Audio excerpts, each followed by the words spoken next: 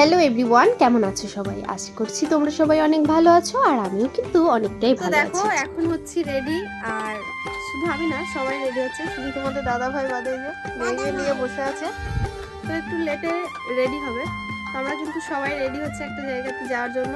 তো কোথায় যাচ্ছি না যাচ্ছি সেটা তো দেখতেই পারবে, তার আগে হতে হবে রেডি। আর এই যে আমার সোনা মাম্মাম কিন্তু দুষ্টুমি শুরু করে দিয়েছে এই যে।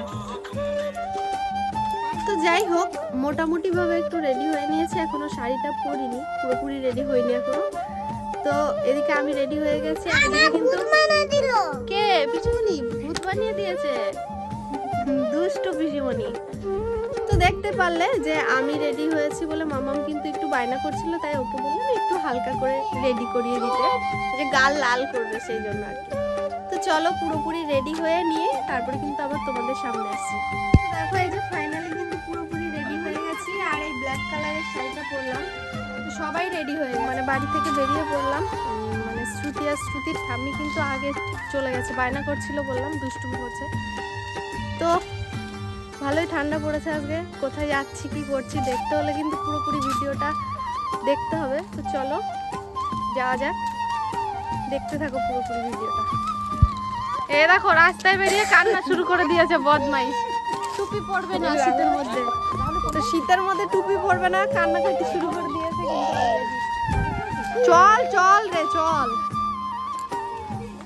যাই হোক, দেখো তোমাদেরকে বলবো বলবো করে আর বলার সুযোগই পেলাম না। দেখো ডাইরেক্ট কিন্তু চলে এসেছে একটা বিয়ে বাড়িতে। সত্যি কথা বলতে শীতের শুরুতে বিয়ের একটা নিমন্ত্রণ পেয়েছি, সেটা কি আর মিস করা যায় বলো? তাই কিন্তু কোনো রকম ভাবনা চিন্তা না করেই চলে এলাম বিয়ে বাড়ি। বিয়েটা হচ্ছে কার সেটাই তো তোমাদেরকে বলতেই পারলাম না। মাসির এক মেয়ের বিয়ে ছিল, তাই সেখানেই কিন্তু চলে গেছিলাম আজকে সবাই মিলে একসঙ্গে। তো দেখো যে বোনটার বিয়ে হচ্ছে, বোনটার কিন্তু বয়স ভীষণই অল্প, যে কারণে একদম পুতুল পুতুল লাগছিল দেখতে, তাই না? সবাই এখানে গিফট দিলেও আমরা গিফট এখন এই মুহূর্তে দিতে পারছি, কারণ এই বোনের বিয়েতে লেপ বালিশ যা যা লাগে সমস্তটা কিন্তু গিফট হিসেবে কালকেই আমরা দিয়ে দিয়েছি।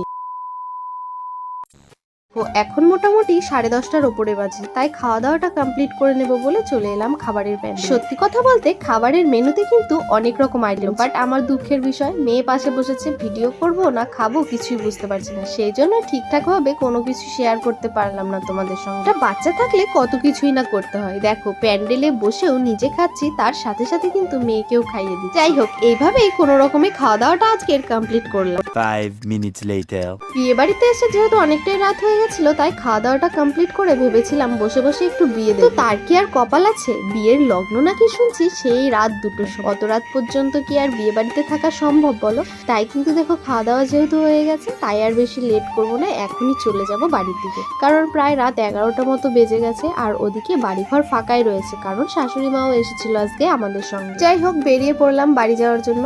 চলো তাহলে আজকের ব্লগটা এখানে এন্ড করছি, দেখা হচ্ছে নেক্সট কোনো ব্লগে। আজকের মতো এটুকুই, বাই।